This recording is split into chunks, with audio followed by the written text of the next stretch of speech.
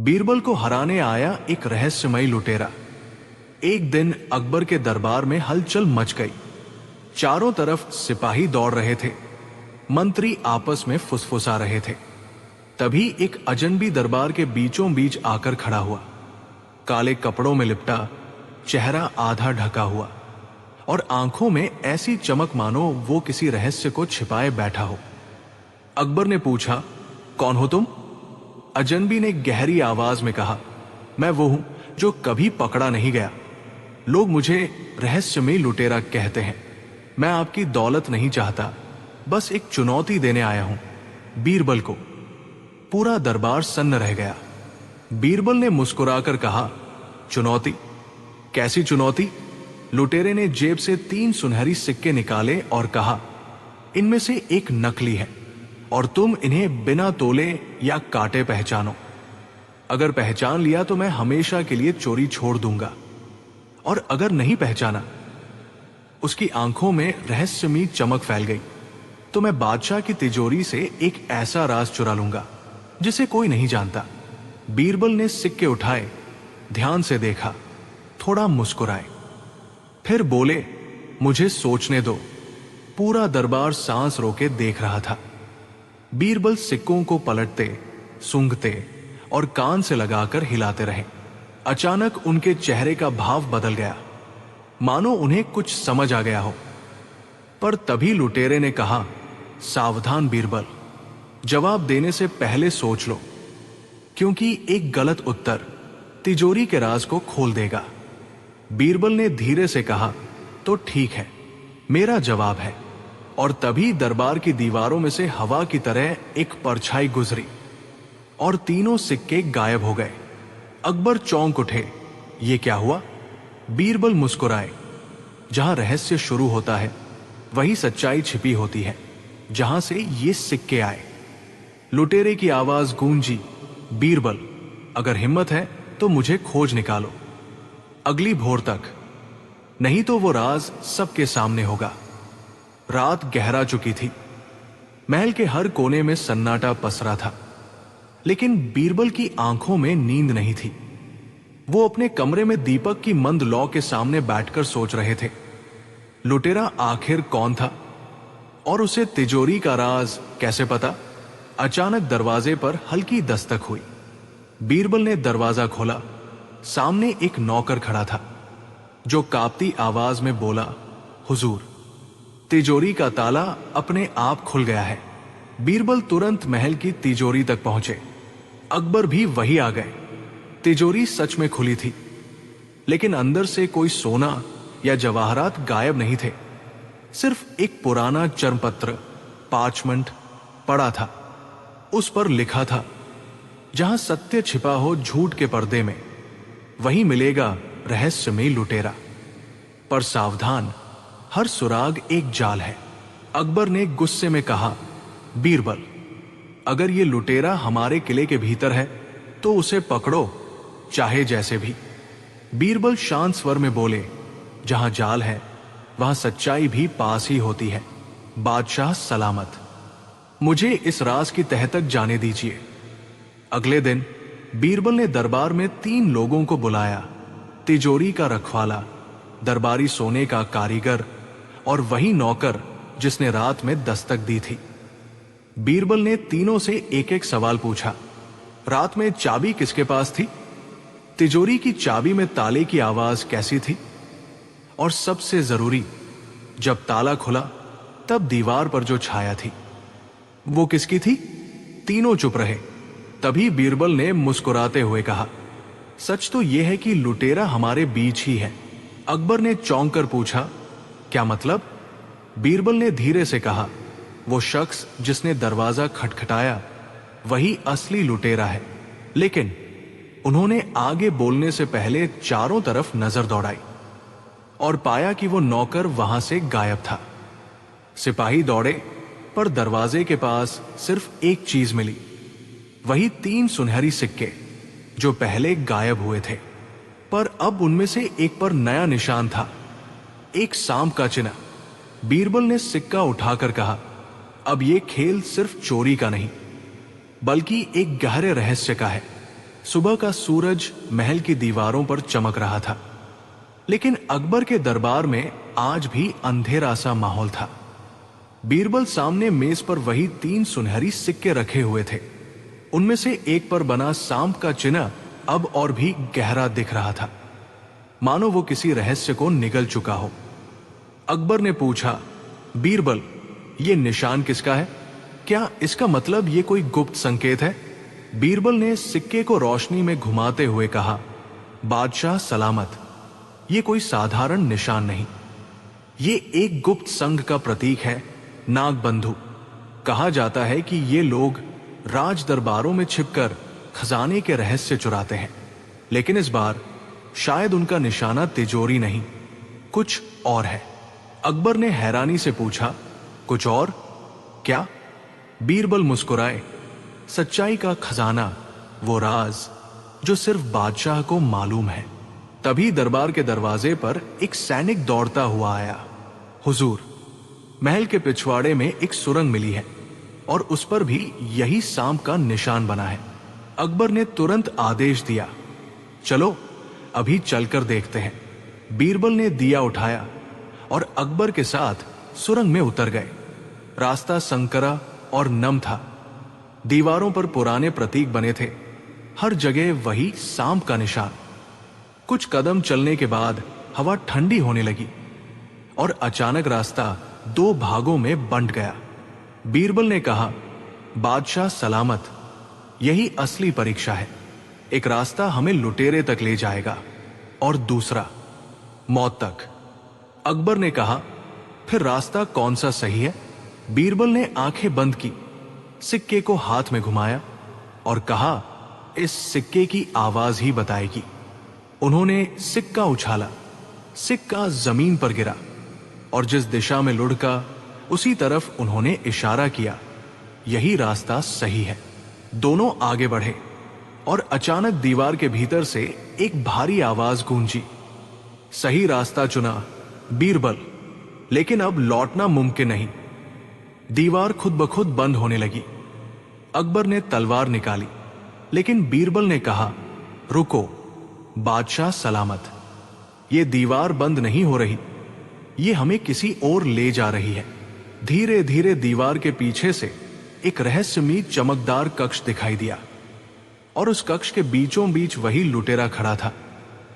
चेहरा अभी भी आधा ढका, हाथ में वही सांप वाला सिक्का, लेकिन इस बार उसके पीछे एक और परछाई थी जो उससे भी ज्यादा रहस्यमयी लग रही थी।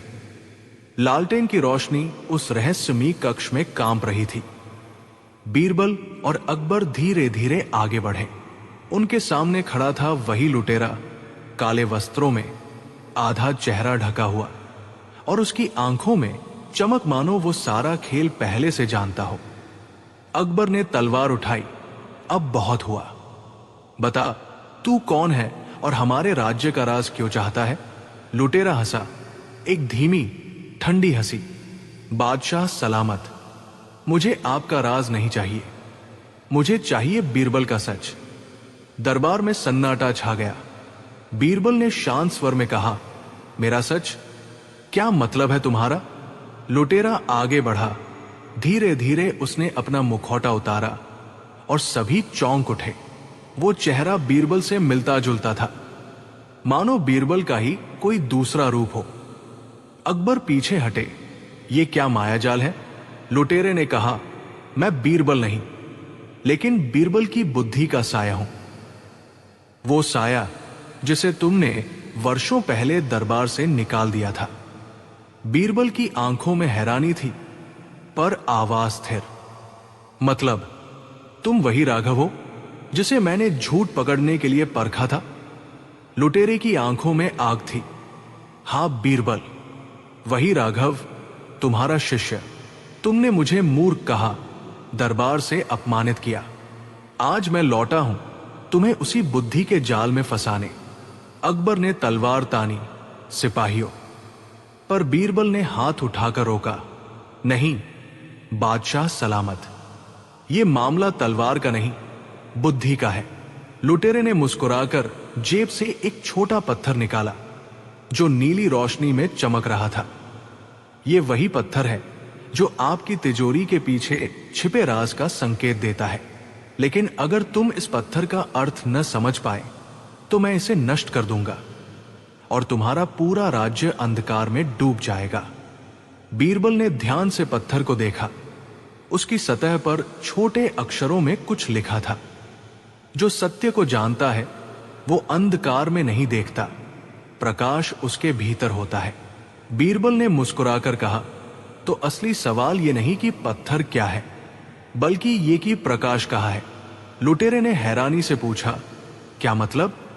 बीरबल ने धीरे से कहा, मतलब ये पत्थर असली नहीं बल्कि एक जाल है और ये चमक तुम्हारे अपने क्रोध की है। लुटेरे ने क्रोध में पत्थर फेंक दिया। पत्थर जमीन पर गिरते ही दीवारें हिलने लगी और पूरा कक्ष रोशनी से भर गया। अकबर ने चौंक कर कहा, यह क्या हो रहा है? बीरबल ने देखा, दीवार पर एक नई आकृति उभर आई थी, एक नक्शा, और उस नक्शे के नीचे लिखा था, राज्य का असली रहस्य अब शुरू होता है। दीवार पर उभरे उस रहस्यमयी नक्शे को देखकर अकबर और बीरबल दोनों कुछ पल के लिए स्तब्ध रह गए। नक्शे पर पुराने प्रतीकों के साथ एक सुनहरी रेखा बनी थी जो सीधे दरबार महल के नीचे किसी गुप्त स्थान की ओर इशारा कर रही थी। अकबर बोले, बीरबल, क्या यह सच में किसी खजाने का रास्ता है? बीरबल शांत स्वर में बोले, बादशाह सलामत, यह खजाना सोने चांदी का नहीं, यह राज्य के इतिहास का रहस्य है। लुटेरा राघव हंसा, इतिहास या वो सच जिसे तुमने हमेशा छिपाया? बीरबल ने उसकी तरफ देखा। कभी कभी सच्चाई को बचाने के लिए छिपाना जरूरी होता है। राघव बोला, तो आज मैं वो सच्चाई उजागर करूंगा। उसने मशाल उठाई और नक्शे में दिखाए रास्ते के नीचे एक गुप्त पत्थर पर जोर से चोट की। पत्थर खिसका और नीचे एक सीढ़ियां खुली जो अंधेरे में उतरती जा रही थी। अकबर ने संकेत किया, चलो नीचे देखते हैं। तीनों नीचे उतरे। हवा में नमी थी। दीवारों पर पुराने राजचिन्ह बने थे। रास्ता मुड़ते मुड़ते एक बड़े हाल में खुला जहां बीच में एक पत्थर का संदूक रखा था। उस पर वही निशान था, सांप का चिन्ह, और उसके ऊपर लिखा था, जिसे खोला जाए वही शासन सच्चा कहलाए। अकबर ने बीरबल से कहा, खोलो इसे। बीरबल झुके, पर अचानक उन्होंने कहा, नहीं, इसे ऐसे नहीं खोला जा सकता। अगर यह सच में राज का संदूक है तो इसे खोलने के लिए बुद्धि चाहिए, बल नहीं।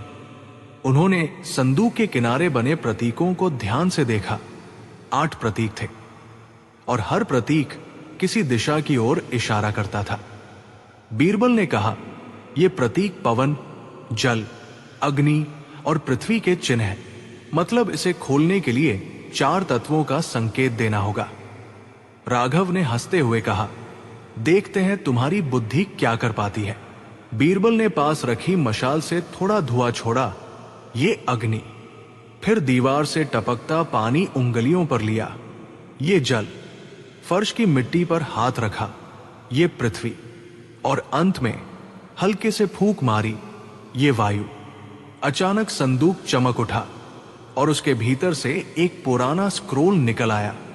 उस पर लिखा था, अकबर के शासन का सच्चा उत्तराधिकारी वो नहीं जो सिंहासन पर बैठे, बल्कि वो जो सत्य की रक्षा करे, चाहे वो दरबारी हो या लुटेरा। अकबर ने चौंक कर बीरबल की ओर देखा। इसका क्या मतलब है? बीरबल बोले, इसका मतलब यह है, बादशाह सलामत, कि यह राज्य की विरासत किसी एक व्यक्ति की नहीं बल्कि सत्य और न्याय की है। तभी पीछे से आवाज आई, बहुत सुंदर उपदेश बीरबल, लेकिन यह स्क्रोल तुम्हारे हाथ में ज्यादा देर नहीं रहेगा।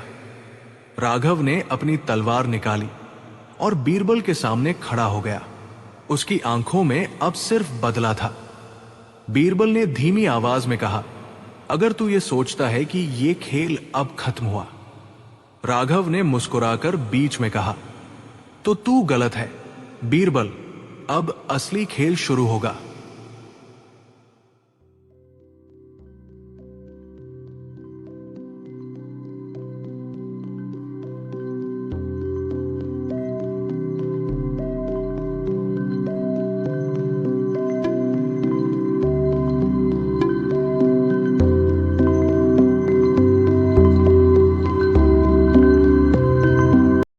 बीरबल ने गधे को मंत्री बना दिया।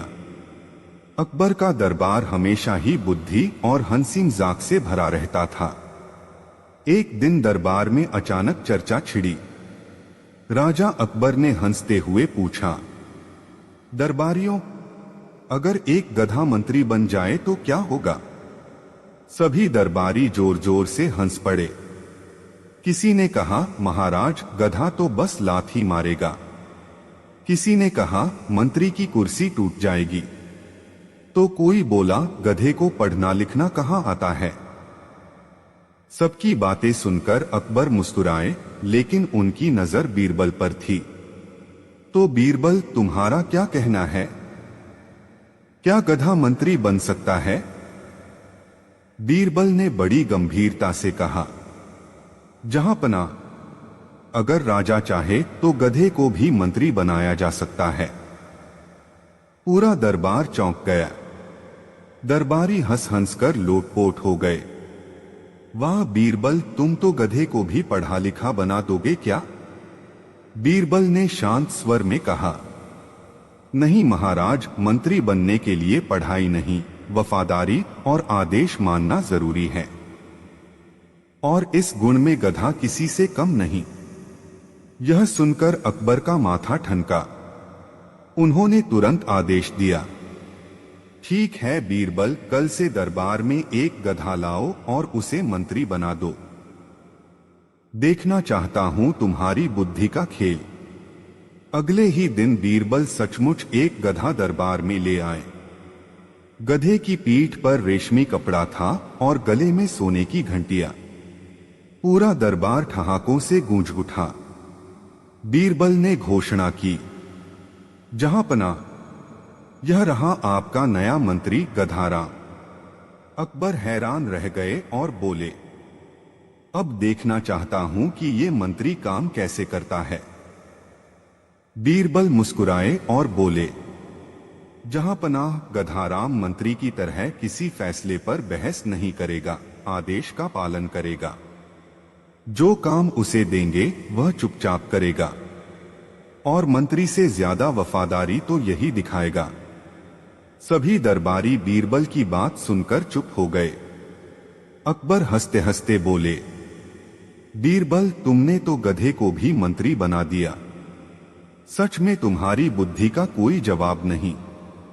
लेकिन तभी बीरबल धीरे से अकबर के कान में फुसफुसाए, जहांपनाह, यह असली परीक्षा तो अभी बाकी है।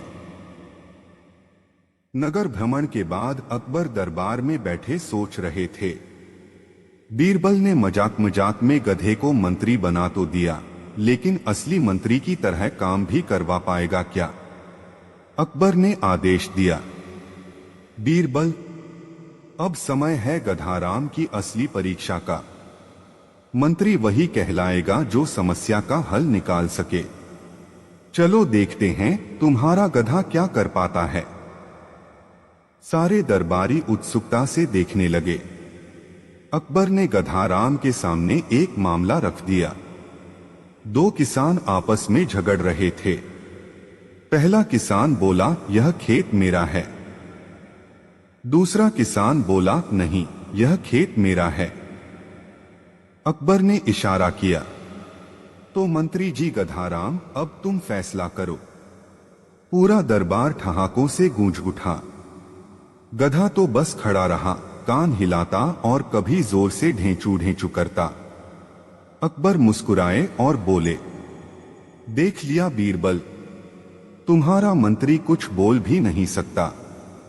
लेकिन तभी बीरबल आगे बढ़े और बड़ी गंभीरता से बोले, जहांपना, यही तो असली राज है। गधाराम ने चुप रहकर हमें एक बड़ी सीख दी है। जब दोनों किसान ही झगड़े में सच्चाई छुपा रहे हों, तो मंत्री को जल्दीबाजी में फैसला नहीं करना चाहिए। गधाराम ने चुप रहकर बता दिया कि सच्चाई खुद सामने आने तक इंतजार करना ही बुद्धिमानी है। दरबार एकदम शांत हो गया। अकबर भी सोच में पड़ गए। इतने में बाहर से खबर आई, महाराज, उन दोनों किसानों का झगड़ा सुलझ गया। असली जमीन के कागज दूसरे गांव से मिल गए हैं। खेत पहले किसान का है। अकबर हैरान रह गए। उन्होंने हंसकर कहा, वाह बीरबल, तुम्हारे गधे मंत्री ने तो सचमुच सही फैसला दिया। चुप रहना कभी कभी सबसे बड़ा उत्तर होता है। पूरा दरबार तालियों और ठहाकों से गूंज उठा। लेकिन तभी अकबर की आंखों में शरारत चमकी। उन्होंने बीरबल से कहा, ठीक है, एक परीक्षा और हो जाए। अब देखते हैं तुम्हारा गधा मंत्री सोने चांदी का खजाना संभाल सकता है या नहीं। बीरबल मुस्कुराए और बोले, जहां पनाह, यही तो असली मजा है। गधाराम अब असली खजाने की रखवाली करेगा। गधाराम मंत्री की घोषणा के बाद पूरा दरबार हैरान भी था और हंसी से लोटपोट भी। लेकिन अकबर ने जिज्ञासा से कहा, ठीक है बीरबल, अब देखते हैं तुम्हारा मंत्री गधाराम आखिर करता क्या है। बीरबल ने तुरंत गधे को दरबार के बीच खड़ा किया और कहा, जहां पनाह, किसी भी मंत्री का पहला काम होता है आदेश सुनना और बिना बहस के मानना। अब देखिए। बीरबल ने गधे के सामने घास रखी। गधा तुरंत बैठ गया और घास खाने लगा। बीरबल बोले, देखिए, बिना किसी सवाल के आदेश का पालन किया। यही मंत्री की सबसे बड़ी खूबी है। सारे दरबारी जोर जोर से हंस पड़े। एक दरबारी बोला, बीरबल जी, अगर घास ही खाना मंत्री का काम है तो हमें भी मंत्री बना दीजिए। बीरबल ने तुरंत जवाब दिया, मंत्री बनना आसान नहीं है दरबारी जी। मंत्री वही है जो वफादार हो, मेहनती हो और अपनी ताकत लगाकर काम करे। और ये गुण गधे में हैं, आप में हैं या नहीं, ये तो जहां पनाह ही बताएंगे। अकबर ठहाका मारकर हंस पड़े। लेकिन अब उन्होंने बीरबल की परीक्षा लेने का मन बना लिया। उन्होंने कहा, ठीक है बीरबल, कल गधाराम को नगर भ्रमण पर ले जाओ। लोगों को दिखाओ कि अब वही मंत्री है। अगर लोग उसे स्वीकार कर लें तो मैं मान लूंगा कि गधा सचमुच मंत्री बन सकता है। अगले ही दिन बीरबल ने गधाराम को रेशमी वस्त्र पहनाए, माथे पर तिलक लगाया और घंटियों से सजाकर नगर की सैर पर निकले। लोगों की भीड़ जमा हो गई। कोई हंस रहा था, कोई हैरान था, कोई कह रहा था, वाह, मंत्री जी तो बड़े अनोखे हैं। लेकिन तभी एक बूढ़ा किसान भीड़ से आगे आया और जोर से बोला, गधे को मंत्री बना दिया तो इसमें हंसी की क्या बात है। दरअसल गधा तो पहले से ही हमारे गांव में मंत्री जैसा काम करता था। जो बोझ देते चुपचाप ढोता, कभी सवाल नहीं करता। फर्क बस इतना है कि अब इसके पास रेशमी कपड़े आ गए हैं। यह सुनकर पूरा नगर ठहाकों से गूंज उठा। अकबर तक खबर पहुंची तो उन्होंने भी कहा, सचमुच मंत्री हो या गधा, अगर बिना सोचे समझे बस बोझ ढोता रहे तो दोनों में फर्क ही क्या रह जाएगा। बीरबल मुस्कुराए, लेकिन मन ही मन सोच रहे थे, असल खेल तो अब शुरू होगा, जब गधाराम को दरबार की असली परीक्षा देनी होगी। दरबार में माहौल एकदम मजाकिया लेकिन रोमांचक था। अकबर ने हंसते हुए कहा, बीरबल, अब देखते हैं तुम्हारा मंत्री गधाराम खजाने की रखवाली कैसे करता है। मंत्री अगर खजाने का सही ध्यान न रख पाए तो उसका क्या फायदा। बीरबल शांत मुस्कान के साथ बोले, जहां पनाह, गधाराम मंत्री इस काम में भी किसी से पीछे नहीं रहेगा। आप बस आदेश दीजिए। अकबर ने तुरंत हुक्म दिया, खजाने घर का दरवाजा बंद कर दो और उसमें गधाराम को बैठा दो। देखते हैं क्या नतीजा आता है। आदेश का पालन हुआ। गधाराम को खजाने घर के भीतर बांध दिया गया। वहां सोने चांदी के ढेर, हीरे मोती और कीमती आभूषण चमक रहे थे। पूरा दरबार बेसब्री से अगले दिन का इंतजार करने लगा। अगली सुबह खजाने घर का दरवाजा खोला गया। गधाराम एक कोने में आराम से बैठा था। सोने चांदी का एक भी सिक्का इधर उधर नहीं हुआ था। सारे दरबारी हैरान रह गए।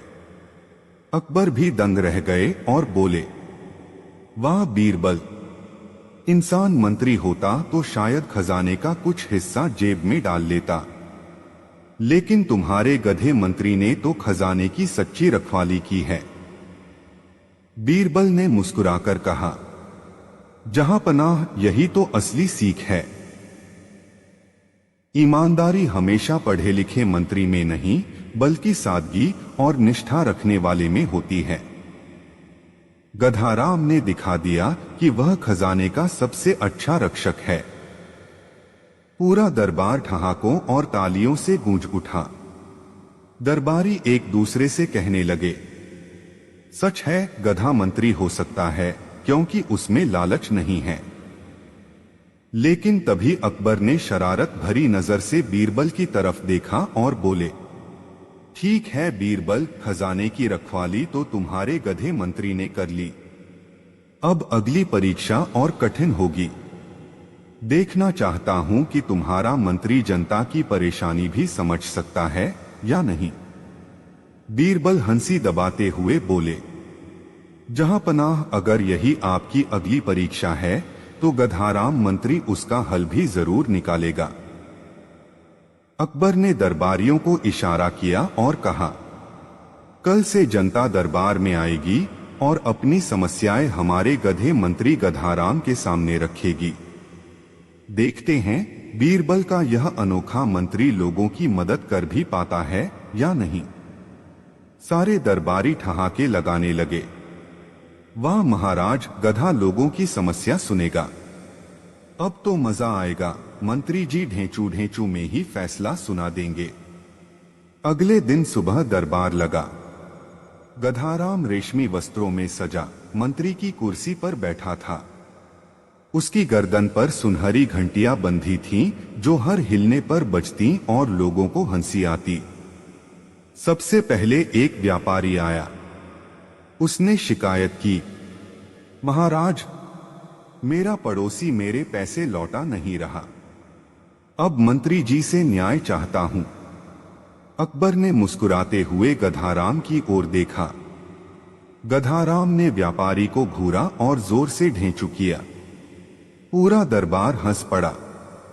लेकिन तभी बीरबल बोले, जहां पनाह, गधाराम मंत्री ने साफ कहा है कि मामला अधूरा है। सिर्फ शिकायत सुनकर फैसला नहीं होगा। गधाराम मंत्री पड़ोसी को भी बुलाने का आदेश दे रहे हैं।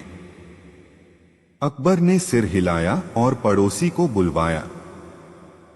जांच हुई तो पता चला कि व्यापारी ने आधे पैसे खुद पहले ही ले लिए थे। अकबर दंग रह गए और बोले, वाह बीरबल, तुम्हारे मंत्री ने तो बिना बोले ही सच्चाई सामने ला दी। इसके बाद एक किसान आया।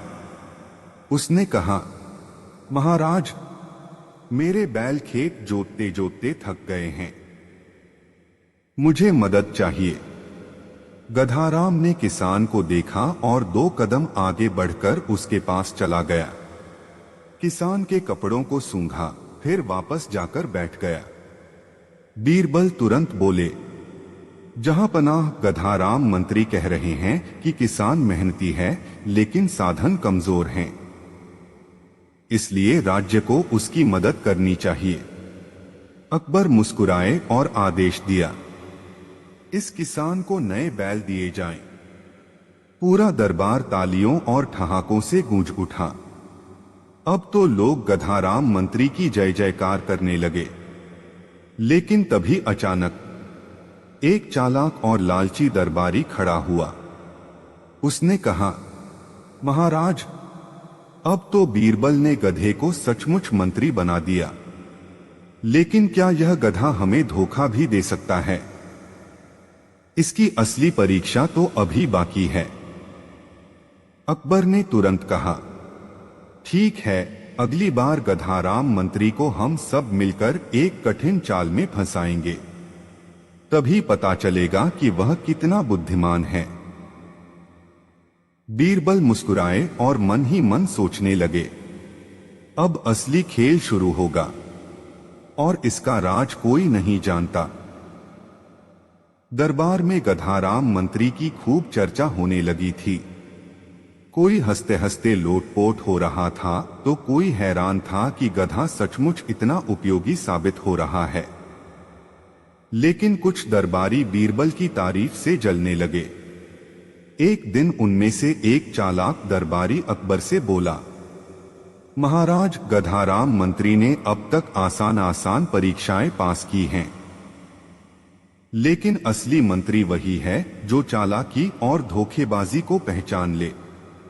हमें तो लगता है यह गधा असली मंत्री नहीं बन सकता। अकबर ने शरारत भरे अंदाज में कहा, ठीक है, कल हम सब मिलकर गधाराम मंत्री की कठिन परीक्षा लेंगे। देखते हैं बीरबल का यह गधा मंत्री कितना होशियार है। अगले दिन योजना बनाई गई। खजाने घर से एक सोने का हार चुपचाप निकालकर उसी चालाक दरबारी ने छिपा लिया। फिर दरबार में हंगामा मचाया गया। महाराज, खजाने से सोने का हार गायब हो गया है। पूरा दरबार सन्न रह गया। अकबर ने गधाराम मंत्री की ओर देखा और कहा, तो गधाराम मंत्री, अब तुम्हें असली चोर को पकड़ना होगा। यह तुम्हारी असली परीक्षा है। गधा पहले तो शांत खड़ा रहा, फिर अचानक उसने जोर से ढेंचू किया और सीधा दरबारियों की ओर चल पड़ा। सबकी सांसें थम गईं। गधाराम जाकर सीधे उसी चालाक दरबारी के कपड़ों को सूंघने लगा जिसने हार चुराया था।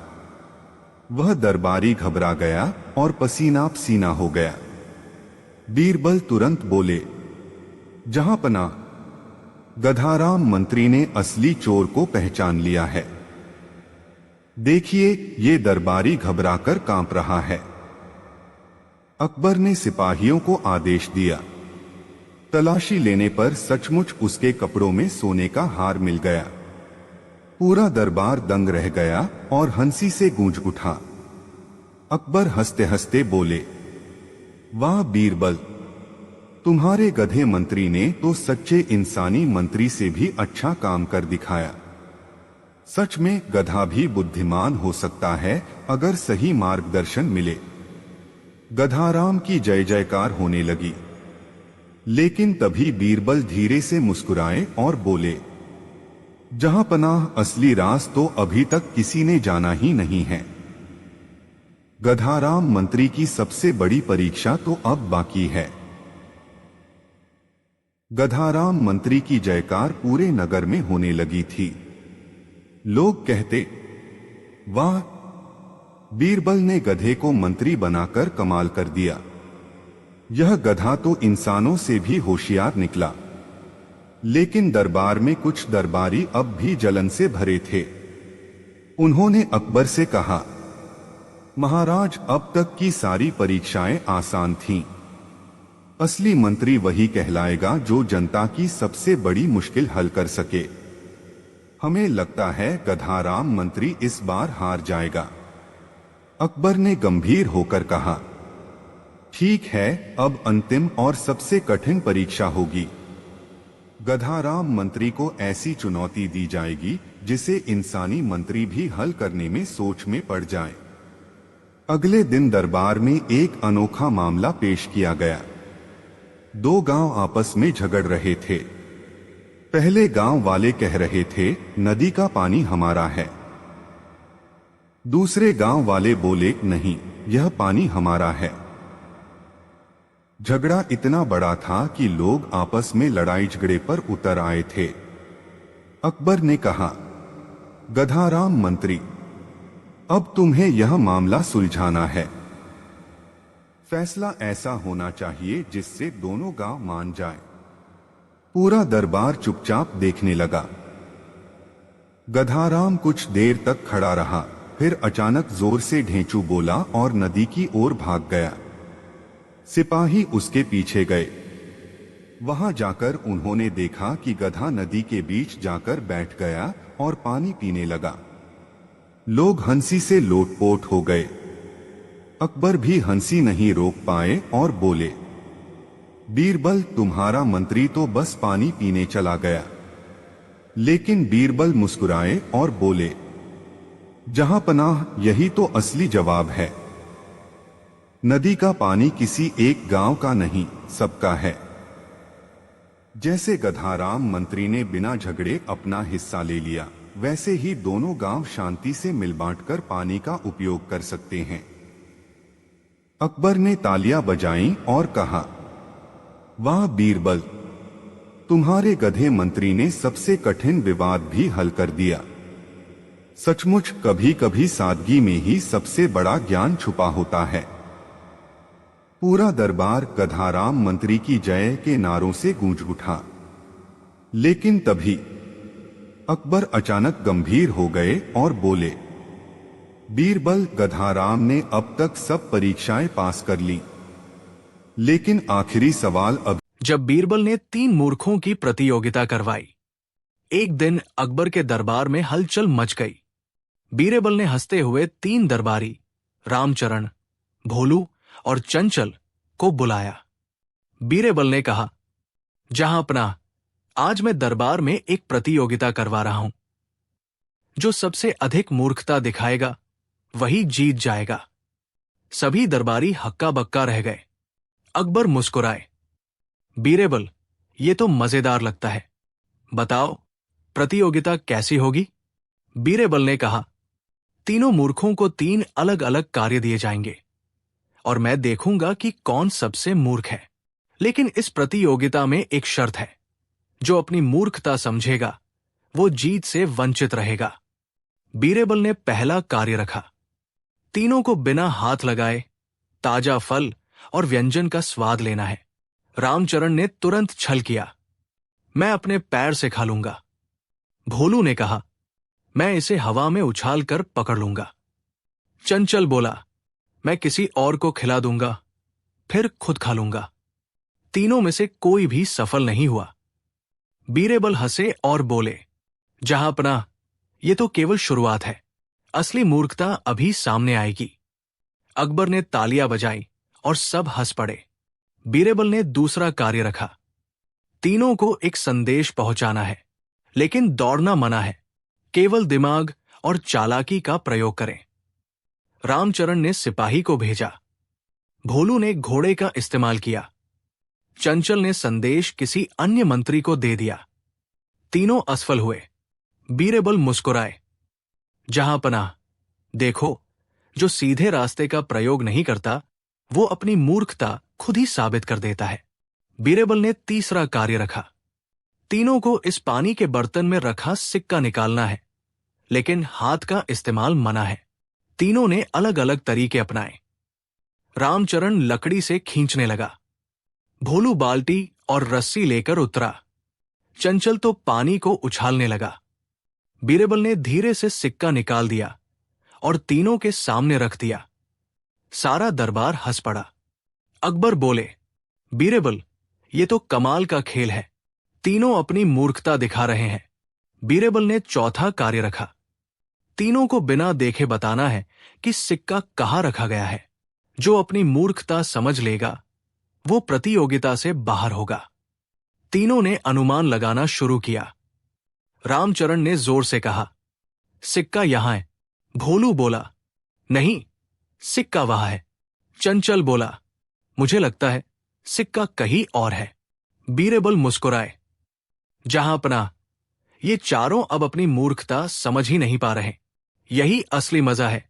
अकबर ने हंसते हुए कहा, बीरबल, तुम्हारी बुद्धि ने आज फिर दरबार में सबसे बड़ा तमाशा दिखाया।